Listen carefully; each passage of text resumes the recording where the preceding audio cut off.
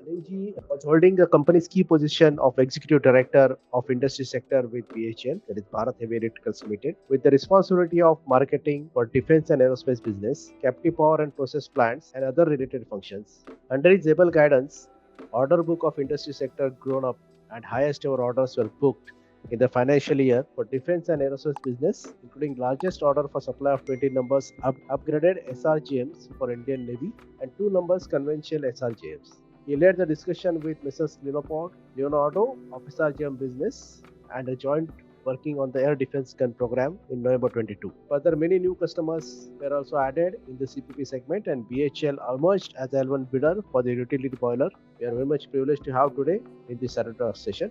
Over to you from here. Thank you, Abhimanyu ji. I think I would like to first of all congratulate you for organizing such a lecture and calling outside faculties to your team, because I think it is very important for the team at all levels in any company to understand the ground reality of today's business. I think it's a very good initiative that you are taking, that you are calling people from outside. In fact, I was one person in my career who always wanted our working team to be aware of something more than in their domain, so that they are more deliverable and they are able to understand the market dynamics and other things. So, a big congratulations for organizing such things. I would be very happy to actually see some of your earlier recordings where other people have come in this forum.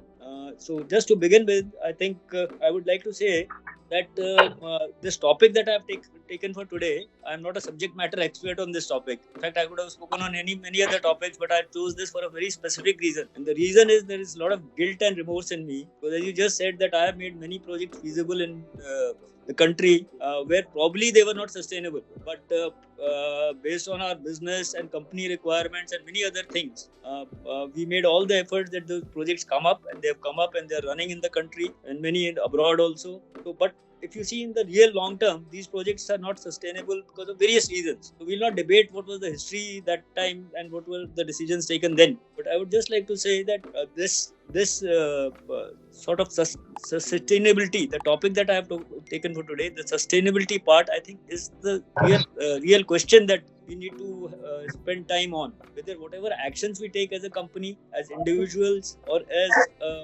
part of the larger country setup, are the actions sustainable for the long term, for the next generation, for the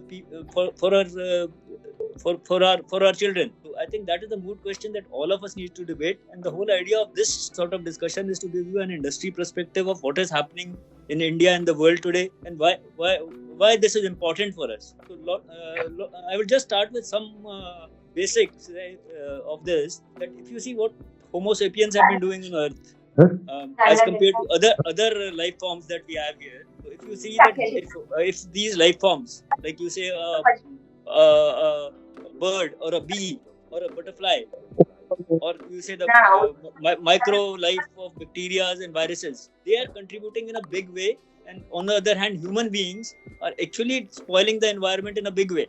So if human beings actually disappear from the face of the earth, life will sustain on earth for many centuries and maybe millions of years. But if human beings continue on the way that we are going on, and how we are polluting the environment, and whatever actions we are doing today across the world, cutting across country boundaries, cutting across any religion or anything, what we are doing to the environment is really worrisome. And I think all of us should be conscious of the fact, and all our actions should be driven through that. So my whole intent of having this discussion today, and I would like to have it more as a discussion, because there are many youngsters probably in this team, so I would also be in a learning mode to understand, because for them this topic is very important, not only for their own survival. A 30-year-old who has many years to live on earth, I think he should be far more worried than we all who are sort of aged. So coming back to this topic, I would like to say that I will divide this talk into 3-4 parts. One is that what the world is doing today. You must have just heard that in Dubai there was a convention where about 115 countries came and looked at what is known as COP28. That was a discussion when 115 country representatives came. Our Prime Minister also went there. And this has been going on for the last 30-40 years. And you know why? Because you just see what is happening to the world. The global temperatures are rising, and essentially because what is happening, we are polluting the environment, and the greenhouse gases are being released to the atmosphere, and they are settling in the atmosphere, and that is allowing the sunlight to retain on Earth. So the heat energy of the sun is getting retained on Earth. So the temperature of the surface of the earth is rising. So as compared to the pre-industrial age, this temperature rise as of today in 2023 is about 1.3 degrees average. Okay. In fact, in the year 2023, there have been 80 days when the surface temperature of Earth is more than 1.5. So all these countries, when they met 2 years back, they decided that the world temperature should not rise by more than 1.5 degrees by 2030.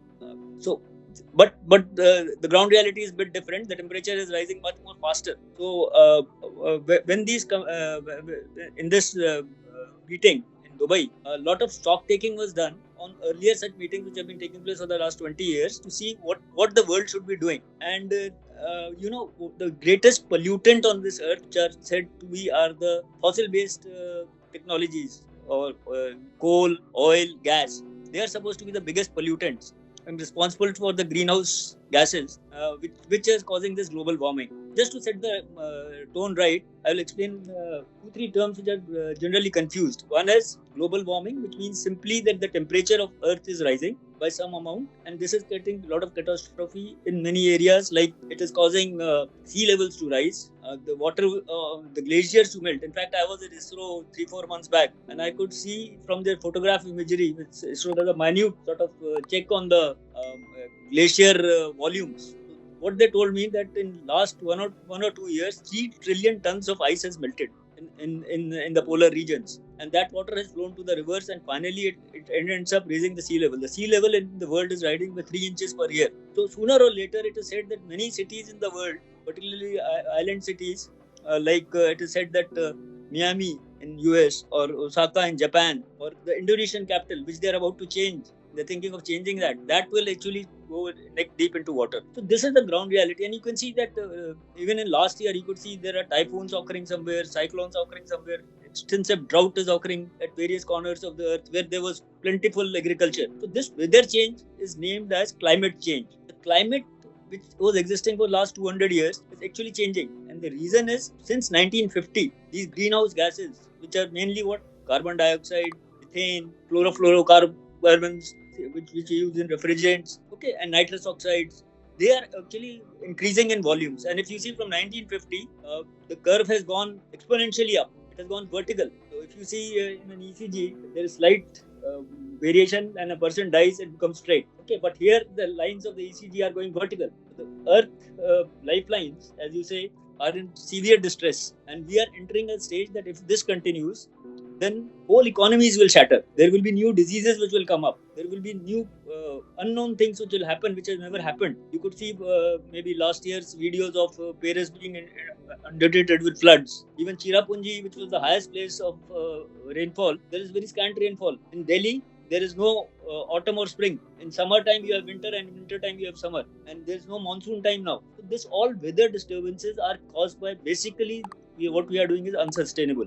And this is a direct consequence of we not bothering and treating the sky as an open sewer, as they say. So we are dumping everything to the sky, and these gases are getting there, and they're not getting controlled. Even after the so much sort of political, the UN is doing a good job by having these COP conventions very regularly, by making people come around and talk. But as they say, this is only talk. There is no credibility, and there is no actual progress at ground. And as I just said, the temperatures of the earth are still rising, and it is visualized that if it goes to 3 degrees, the temperature rise from pre-industrial time, havoc will raise on Earth. So life form as it exists may be very difficult in certain places on Earth. They will be wiped out. Economies will fail. People will die of hunger. There will be a lot of problems of food. Even survival will be different. New diseases will emerge. So this is the ground reality of the catastrophic situation that we are heading. So just to give a backdrop of this, I think the governments are trying to do something, but still there's nothing to be seen on ground as far as improvement is there. Although if you look at the convention that is held, they have promised that renewable energy will triple. Efficiencies of the products that we use, electrical efficiencies, etc., will be doubled. That is the attempt they are trying to make. Okay, so lot of targets have been set. India, as you say, is doing very well as far as the commitment is there. Our Prime Minister committed 5 Panchatantras in last 2 years back, and we are well on track on that. And we said that we'll have renewable energies of 500 gigawatt by 2030. We'll generate 50% of power through renewables. We'll cut down on coal emission, CO2 emissions by 1 billion tons. We also said that our energy intensity, which is measured from GDP, will come down by 45%. We are well on track on that. Okay, but I'll come to the ground situation later. What is the impact of this if we discuss sector by sector? So I will divide this talk into 3-4 parts. We'll first look at agriculture, because if you look at survival of mankind, first thing that comes to mind is you may still get air from somewhere. Unless your lungs are bad, you will still breathe. But if you don't get food, you're gone. So the first survival instinct that all of us have is to have good food which is nutritious, food which is healthy. So the sector that I would first talk about is agriculture.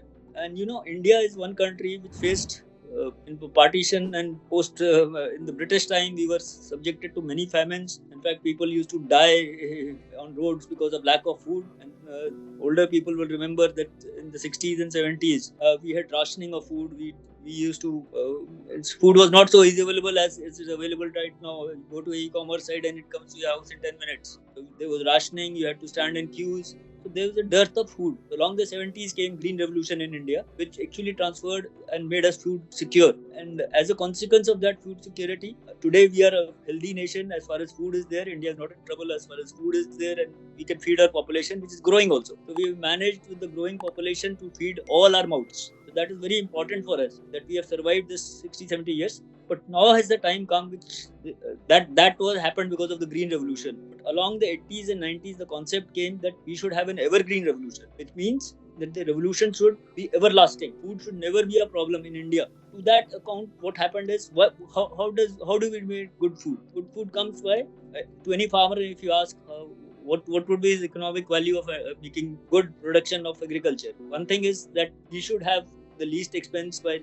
putting least amount of water. He should have least amount of fertilizers, least amount of pesticides. As you say, the concept of organic farming. So fundamentally, how we are going to do that? Because agriculture is also one of the major sources of carbon emission in the country, and coupled to that, livestock, which give us all the food supplements, dairy products, milk, poultry. So both things go hand in hand. So how do you reduce the water intensity of our food production? One is, if you know, that India has declared the this 2023 as the year of the millet. One reason is millet is a very healthy food as compared to wheat or rice, essentially because it is high in fiber and same dietary content as other carbohydrates. But the point is that this crop requires very less of water relative to rice or wheat. So it is sort of less dependent on water, and water is scarce, and water is one commodity which every farmer wants to save. So when the Green Revolution came, we started with big irrigation, we started with giant pesticide plants,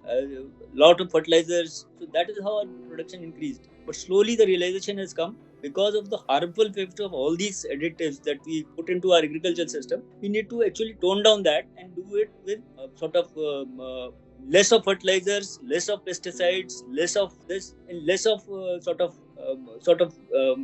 less of manure, and how to couple it with our livestock. So how do you make the soil fertile? Okay. And another way is by agriculture is to do plantation of trees, because trees are the magic wand. Trees convert carbon dioxide into oxygen, what we want. So more the trees you plant, more the trees you don't cut, more the tree plantations that you do, that is going to help our economy and make it sustainable in agriculture. A lot of effort government is doing to ensure that water reaches every corner of the farming community, to every city, every town, every village, every agricultural thing. So the government has started a very innovative scheme which is known as KUSUM, where you install a solar panel and also couple it with a pump for doing a borehole irrigation. So this is a KUSUM scheme which the government started for small farmers, and it is producing very encouraging results. The whole idea of making agriculture sort of more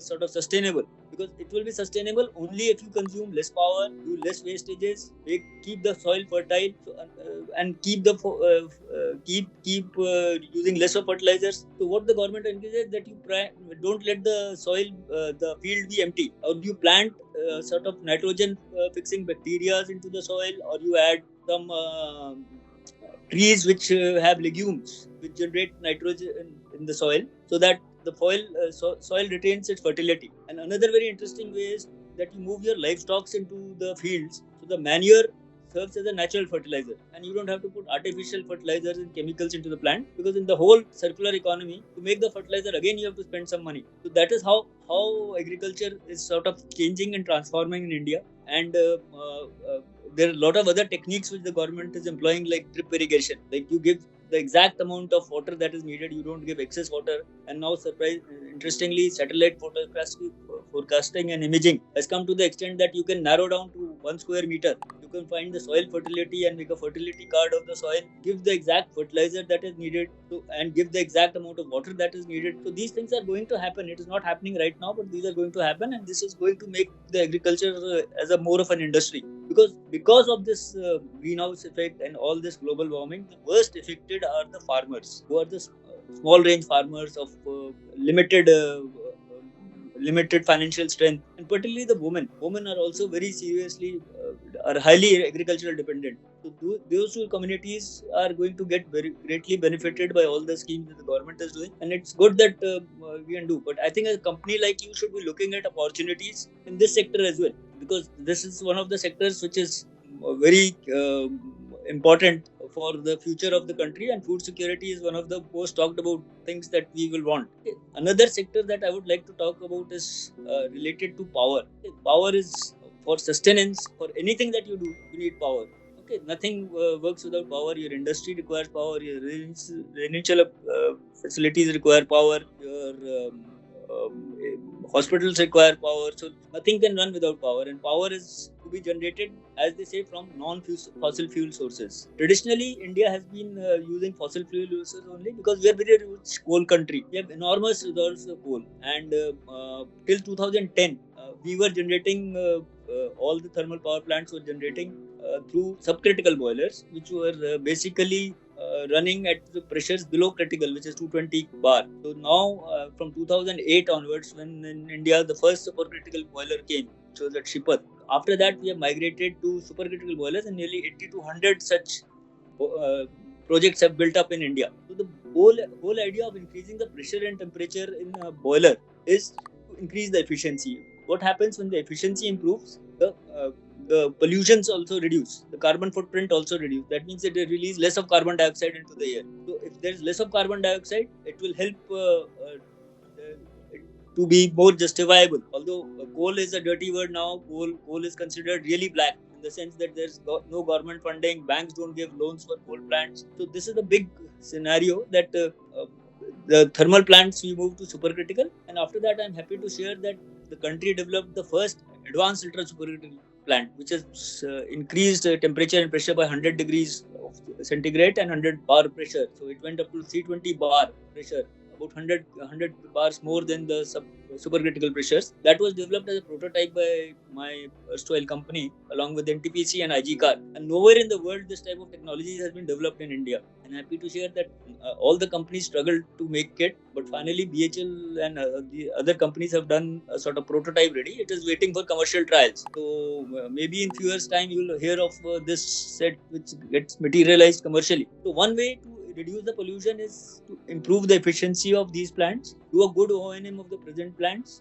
and also to make sure now that solar is coming in a big way, to make these plants flexible, which means that they should be able to run at lower loads. Lower loads in the sense that since a solar plant supply is very fickle, it may come and go. So all the thermal plants in the country which generate power are actually making for the base load operation, and the solar plants and gas plants do the peaking load operations, which means the beyond the base load, because they can start very quickly and shut down quickly. But thermal plants take their own time. So if you can run the thermal plant at low loads and without any failures, then that is called as flexible thermal plants. So a lot of plants in the country are now being converted to flexible thermal plants so that they can run, say, at 40% load, 30% load, also at the same efficiency levels, and also not create much pollution and create any failures. So this is one step that is happening in this space. Thirdly, the government is pushing for a lot of waste from other industries to be burnt in power plants, like mixing up with the wooden pellets. What is known as the pelletization program of the government, that you put at least 3% or 5% pellets into the boiler, so that the waste of another industry comes here, and it sort of runs the it reduces the carbon emission by putting all this. Instead of coal, you put that. Okay, So this is another way. So besides that, there are other developments which are happening, because the main pollutants for a power plant were basically, if you see any power plant, you will find a lot of smoke coming out and a lot of sort of gases coming out. So the main pollutants are the ash, which, because our Indian coals are having very high ash content, so we have a lot of ash that is generated in these plants. So now, how to use this ash? Ash in a circular economy is converted to a replacement for cement in some ways, and it is made into bricks, which can be used into this making houses, residential houses, and other things. So one way is to quickly dispose of this ash by capturing this ash and then using it in some other industry, so that this doesn't go to landfills and other places and then pollutes the environment. Thirdly, there's lot of sulfur dioxide which also comes from these sort of plants, which is again a greenhouse effect gas, and it again pollutes the environment. So now the country is introducing at least at 60-70 projects what is known as flue gas desulfurization plants. So in that plant, you actually put in limestone and capture the SO2 inside the plant as sulfuric acid, basically, fundamentally, and you make gypsum out of it. So your sulfur content of the flue gases comes down, and so it creates lesser pollution. So the whole idea of changing the scenario is that we want to run the plant economically and not create havoc for the community and the people who stay around it. Okay. Again, there's a lot of need of water for these plants. So one is that the government has put a restriction that you use the least amount of possible water. The amount of water that you use should be restricted based on the megawatt and the date of when it was established. According to the norms have been set up by the government. Okay, same way for government has set up norms for complete zero liquid discharge, as it is called, that you should be able to be self-sustaining. Even the sewerage that is generated in the plant should be converted to potable water. So you don't have to dump anything outside the plant boundaries, and you have to actually sustain it and to make it sort of as converted, and no harm to the environment at all. So no harm to the environment means that you are self-sustaining and doing that. Okay, then more importantly, that new concepts are coming, that instead of water, because these power plants which run the whole power scenario in India require huge quantities of water. So new concept is coming that you cool the water not by sort of cooling tower, which is normally a big thing you would have seen in some power plants, but by using an air cooled condenser, which is cooling like your car radiator fan, and you cool it itself with air, not with sort of a cooling tower. So this concept is being started in the country in many locations, and for smaller sets it was already done, but for larger utilities also it has been done. So these are the steps that the government is taking along with public sector companies and other private sector players to make sure that the environment doesn't continue to pollute. Because if you run such plants, it is inevitable pollution will happen. But how to mitigate that pollution, because India will continue with these plants for many years till now. In fact, it is said that even by 2060 these plants will continue to operate. Okay, so the point is that how to make the plants run with better O&M, better maybe even predictive maintenance. One area I would like to tell all your team is that probably this preventive diagnostic and monitoring system is very relevant to many of our industries today. Detect the defect and how to capture that defect, whether some robotics or whether to do something else to find out what value you can add to your customer by doing that. Because this is the need of the hour, to be vigilant, to see that you can detect a failure before it happens, and you can avoid a planned maintenance also if things are going well. So this is one area I think your team can be looking at in not only the power industry but also the industry sector segment, where a lot of business could be possible if you would like to explore it. And coming back to the other ways of power generation is solar. I think you would have all heard that India is going big way for solar. So solar is one area where India is taking the lead. In fact, India is one country who has actually India is one country which has really become a sort of torchbearer of renewable energy addition in the world. And but there are certain things which are very difficult and different for India. One is that solar plants need 3-4 basic things. We need is the ignite and the wafer, from which the silicon is made. Another area that is very much needed to be sustainable is transport. You look at railways. Okay, railways, if you see Indian railways, I am talking more in context of India because I think that is what worries us more than the world economics. So Indian railways have gone in a big way by closing all the DG sets, DG run trains. You don't find any DG run trains that you used to find in old films. They're all gone. So India has become totally railway electrified. All route lengths have been electrified in India, which is a big step, because electrification is less polluting in that sense. But finally, you need power to have that electricity to run the train. So what is the carbon footprint of an electrical train is a separate issue. Okay, but somewhere that power has to be generated, not along the rail track. So Indian Railways are going in a big way for electrification, and it is nearly done now. All the tracks countrywide have been electrified. And if you look at the recent initiatives of Vande Bharat trains, what we call the Train 18, they are not only safe and very customer friendly with all Wi-Fi, all protections, all safety features. But the most important thing is they are not as voluminous in the sense of weight. They are quite sort of light, so that they can run very fast till 160 kilometers or maybe higher. So this is the steps that they're taking, and this will ensure faster operations in the entire country. So another area which is very important. So what I would like to say, there are 2-3 opportunities waiting to happen in the railway sector for a company like you. One is that Kavach, which is the anti-collision sort of software, which can be probably coupled, I'm not sure, with some robotics or something.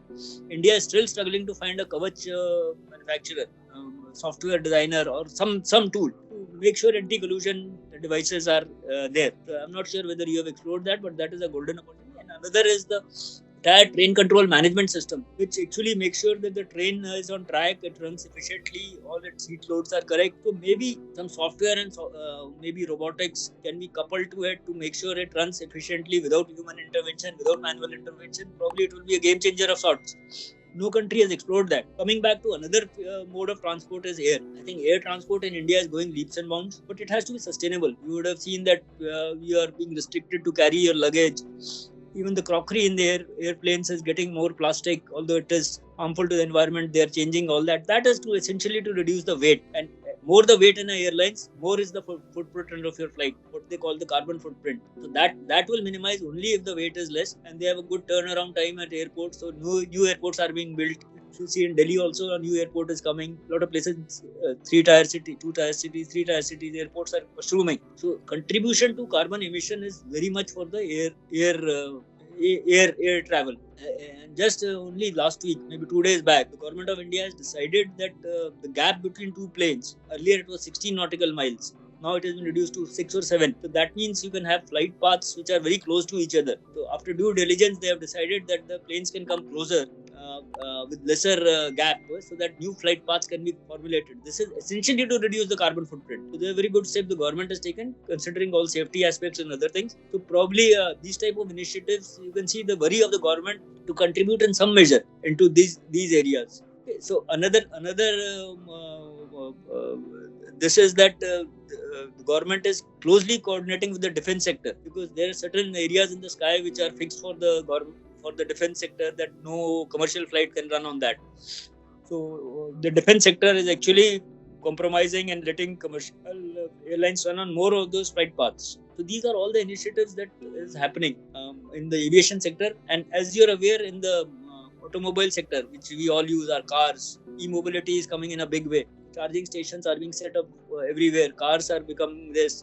The minister has announced by 2030, electrical car will cost same as a IC engine car. So government is subsidizing in a big way. No registration, no nothing. So that is the encouragement the government is giving. But the moot question is whether a e-vehicle has lesser carbon footprint than an IC engine vehicle, because finally that electrical car needs a battery, which is a shelf life, which is a life of 7 or 8 years and requires a change then. But also it needs charging. So charging will not come from here. It will come again from some power source. So it's a vicious circle. But one off the cuff statement is that you are actually making sure the pollution happens in your power plants far away from city centers. So we are making life in the metros slightly easier by putting e-cars in the cities. But you may be needing more power. In fact, coming to India, I think there is a big shift. I'll just close this lecture by just 1 or 2 more points. There has been a giant shift in India's approach to power management, because till the May of this year, India was not encouraging new thermal plants. But somewhere in the last 1 or 2 months, India realized at the apex level that we are generating less power than needed because for various reasons.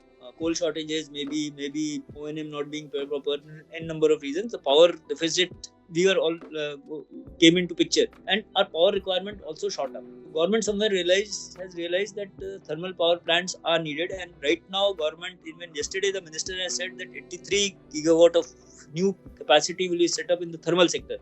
This is contradictory to sustainable goals, but probably India has taken a stand, and even in Dubai conference, our Prime Minister has said in some ways that we have done enough because we are not the biggest polluters in the world. If you look at the country scenario, the 5 countries which are the biggest polluter and nearly 50% of the world's polluters are USA, China, USSR, European Union, and surprisingly Indonesia.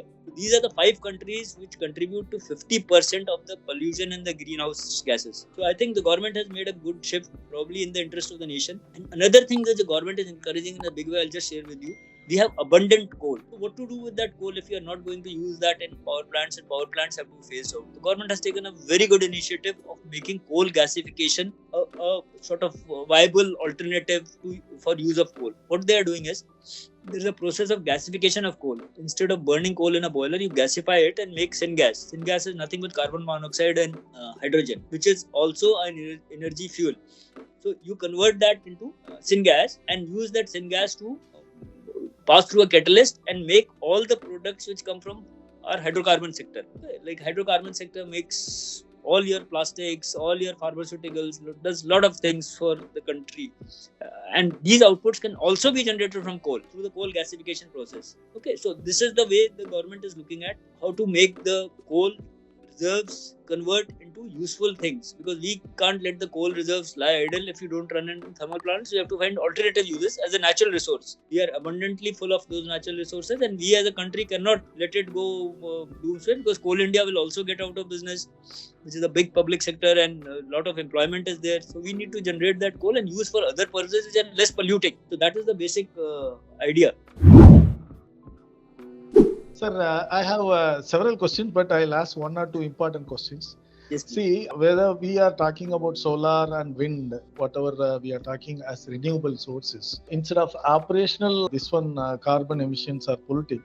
They are polluting capital carbon emissions because either in the manufacturing side or in the disposal side, actually we are clueless. We are literally clueless. So I feel that we are only talking about our comfort zones. Because all energy levels except hydel power, probably, I'm only guessing hydel power is not. No, I'll come to that. I missed out on that. There's a lot of things I have to tell on that. Yes, please, continue. Okay.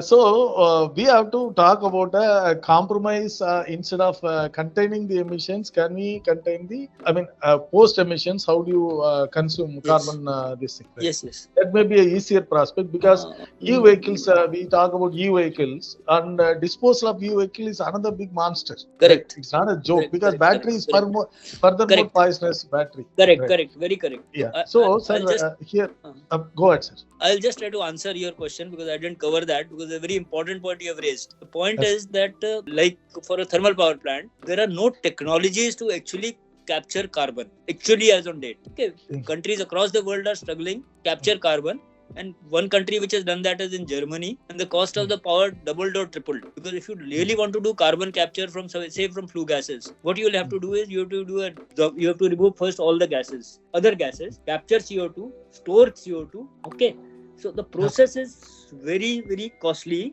and for the volumes of gases involved, it is very impractical today. So nowhere in the world, actually, a lot of work is being done on R&D in that, and it is said that maybe funding is being put into carbon capture and sequestering, as it is called, CCUS. But it is not only carbon capture. Once you capture it, you can't store it near a power plant.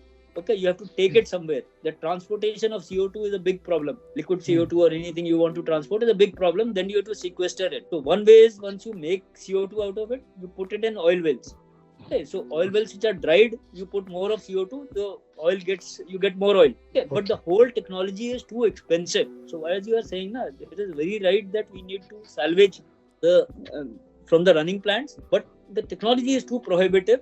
And India is not in a position to do too much R&D to this. There are world companies which are doing R&D into it. But actually the results are not encouraging. If you look at any company, carbon capture per se is not successful as of date. Maybe 10, 20, 30 years it will have some other technological jump and it will be successful. But today, as a practical viable medium, it is not successful. Battery disposal, as you say, is a very, very big problem. Okay, lithium ion is, I don't know where to dispose it of. In fact, I'll tell you that there is one company which is coming up somewhere who says I can dispose everything and convert it into good products like graphite, graphene, green hydrogen. So there are companies coming with the innovative technologies worldwide.